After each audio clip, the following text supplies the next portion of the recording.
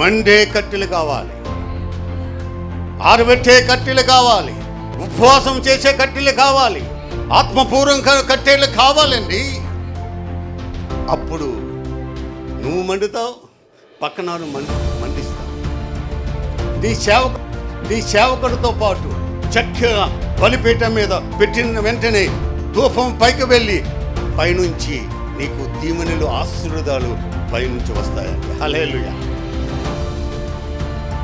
చెట్టు నరకబడాలి, జాతి నుంచి, కులం నుంచి, నీ ఆచారాల నుంచి అన్ని నరకబడి తీసుకొచ్చి ఏమండి బాగా ముక్కలుగా నరికి దాన్ని ఎండబెట్టి బలిపీఠం దగ్గరికి వచ్చినట్లయితే,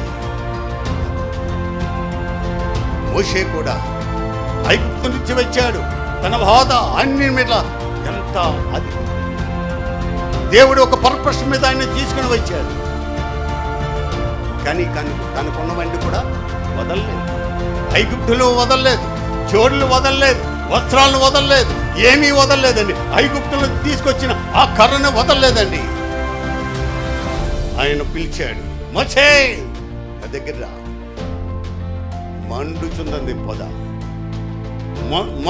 పొద మండించాడండి. ఎంతమందిని తీసుకొచ్చాడండి?